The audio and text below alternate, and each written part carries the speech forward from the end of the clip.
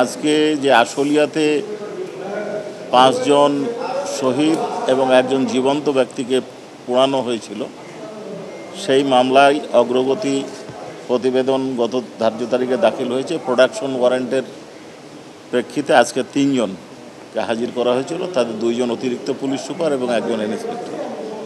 আমরা ট্রাইব্যুনালে তাদেরকে গ্রেপ্তার দেখিয়ে জেল হাজতে প্রেরণের আবেদন করেছিলাম, সেটা মঞ্জুর হয়েছে। আমরা বলেছি যে আমরা within short time investigation report দিতে পারবো আশা করছি। এটা একটা দিক ছিল। দ্বিতীয় হচ্ছে যে চট্টগ্রামে যে হেলমেট বাহিনী ছাত্র জনতার উপর গুলি করেছিল 18 এবং 16 তারিখে, যেখানে 7 জন শহীদ হয়েছিলেন, সেই মামলায় 2 জনের প্রোডাকশন ওয়ারেন্ট চাওয়া হয়েছে। ট্রাইব্যুনাল এটা মঞ্জুর করেছেন।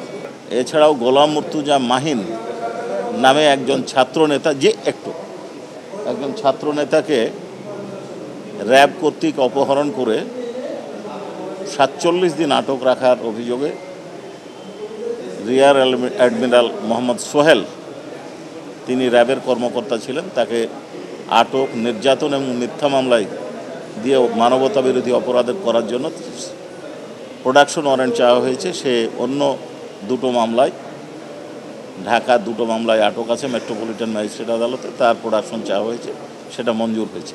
এটা আমাদের আজকে মিসকেস প্রথম ফাইল করা হয়েছে। একজন আসামি এই মামলায় আপাতত আমরা আবেদন করেছি। জি, আপনাদেরকে ধন্যবাদ। আসলে কোর্টে যে প্রসিডিংটা হয়, প্রশ্ন তোলা মানে এটা কোয়ারি করা বলি আমরা, আমাদের ভাষা এটাকে বলে কোয়ারি করা। জানতে চাওয়াটা হচ্ছে যে এই ছেলেটাকে যে আনা হলো বা যাকে প্রোডাকশন ওয়ারেন্ট চাওয়া হচ্ছে, তার স্ট্যাটাসে অনারেবল ট্রাইব্যুনাল যেটা বলতে চান সাধারণত, যে এইখানে কমান্ড রেসপন্সিবিলিটির বিষয় এবং অরিজিনাল পারপেট্রেটর। তো এইখানে গুলি চালায় সাধারণত পুলিশ, এবং এই ঘটনাগুলো যখন ঘটেছে তখন পুলিশের উপস্থিতি ছিল। কার নেতৃত্বে ঘটনা ঘটছে, এর স্ট্যাটাস কী, এই বিষয়গুলো জানতে চেয়েছে।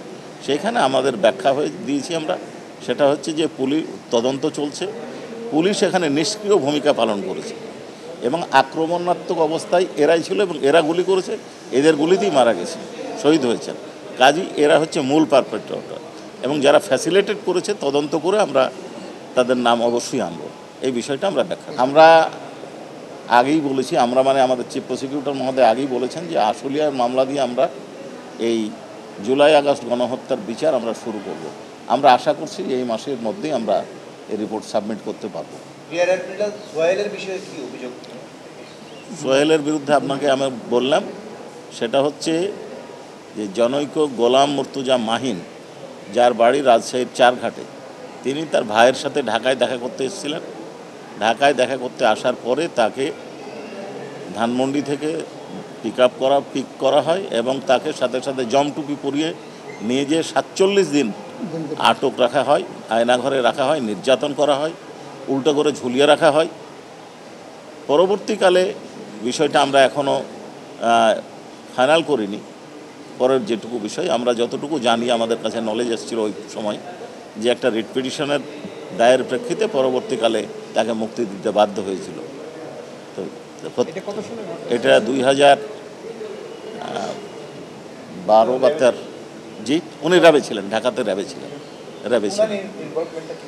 ওনার ইনভলভমেন্ট হচ্ছে র্যাবের উনি কর্মকর্তা ছিলেন এবং নির্যাতনের সাথে উনি সরাসরি জড়িত ছিলেন। এই নির্যাতন এবং আটক রাখা, অবৈধ আটকের সাথে সরাসরি জড়িত ছিলেন। পুলিশ আসামি হয়নি তা বলেননি, ওনারা বলছেন যে আপনারা এখানে পুলিশ তো ছিল, পুলিশকে কেন এখন পর্যন্ত আনেননি। আমাদের বক্তব্য আমরা খুব পরিষ্কার বলেছি যে ঘটনাটা ঘটিয়েছে এক লোক, আর পুলিশ ফ্যাসিলিটেট করেছে, তারা নিষ্ক্রিয় ভূমিকা পালন করেছে। আমরা তদন্ত করছি যে কারা ছিল। পুলিশ, আমরা সংগৃহীত ভিডিওগুলো পর্যালোচনা করছি, যাদেরকে আমরা শনাক্ত করতে পারবো তাদেরকেই নিয়ে আসবো।